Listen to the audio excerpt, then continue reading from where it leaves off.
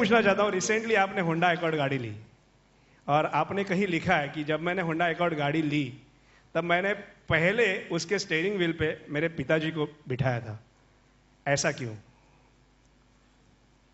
मी सांगायला कधी लाजत नाही, कारण मुळात मी टॅक्सी ड्रायव्हरचा मुलगा आहे.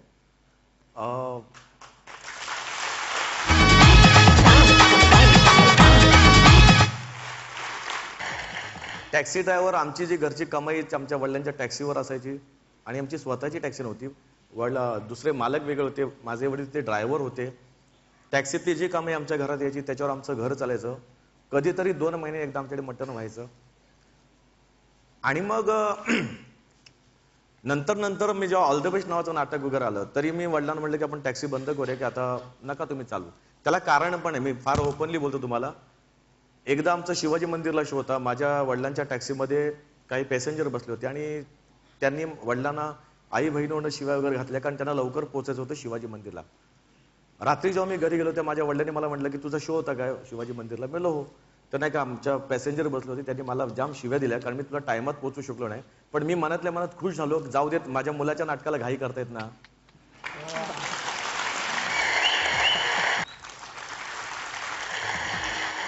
नंतर मी म्हटलं टॅक्सी आपण बंद करूया, कारण ऑल द बेस्ट जरा बरं चाललं होतं. नाईट काय भरपूर नव्हती, मला 100 रुपये नाईट होती, पण निदान घरात वडिलांना दिवसभर टॅक्सीची मेहनत करण्यापेक्षा 100 रुपये एका शोचे येते तर राहू दे म्हटलं. तरी माझ्या वडिलांनी जवळजवळ वर्षभर टॅक्सी विकली नव्हती, कारण ह्याचं नाटक उद्या नाही चाललं तर.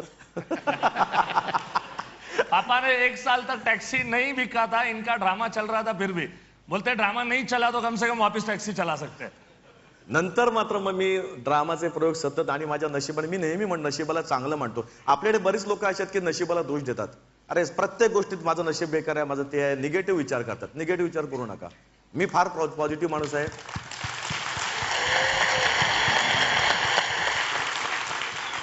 मी नशिबाला पण मानतो, पण माझ्या मेहनतीलाही मानतो.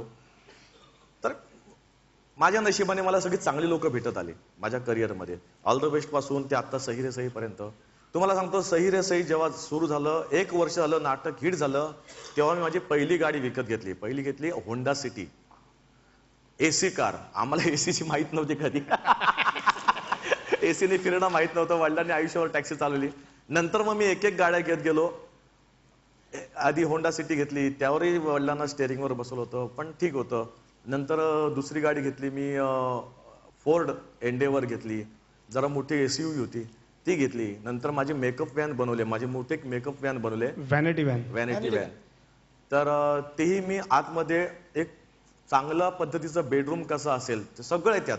म्हणजे तुम्ही जेवण बनवू शकता, बेडरूम आहे, बाथरूम आहे. म्हणजे उद्या जर बायको म्हणाले घरी येऊ नका तर मी त्या व्हॅनिटीत राहू शकतो. अर्थात ती पण 10x10चीच आहे. म्हणजे माणूस कुठेही पोहोचला तर 10x10. तर ती गाडी. आणि मी आता शेवटी एक गेल्या 1.5 वर्षापूर्वी होंडा अकॉर्ड घेतली. फक्त आता मर्सिडीजचं चालले डोक्यात, पण ते घेणार, मी घेणार, सोडणार नाही. मर्सिडीज पण घेणार. क्या बात है, जोरदार झालं. Wish you all the best.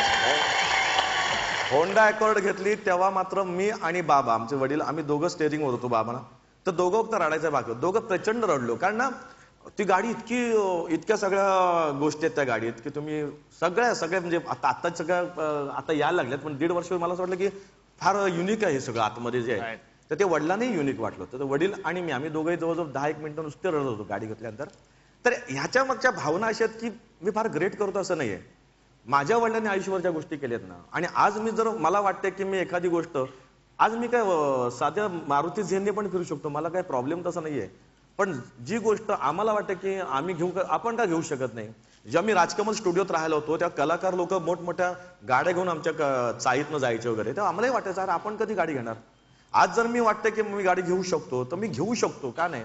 जर मी घेऊ शकतो चांगल्या महागातली गाडी, तर मी माझ्या वडिलांना पहिला का बसू शकत नाही, जेणेकरून त्यांनाही समाधान व्हावं. कारण शेवटी ना ड्रायव्हर म्हणजे, मी मुद्दाम हा शब्द वापरतोय, माझ्या वडिलांनी आयुष्यावर ड्रायव्हरगिरी केल्यामुळे एखाद्या ड्रायव्हरला एखादी चांगली गाडी हातात आल्यानंतर किती आनंद वाटत असेल, आणि मला तो आनंद माझ्या वडिलांकडनं पाहायचा होता.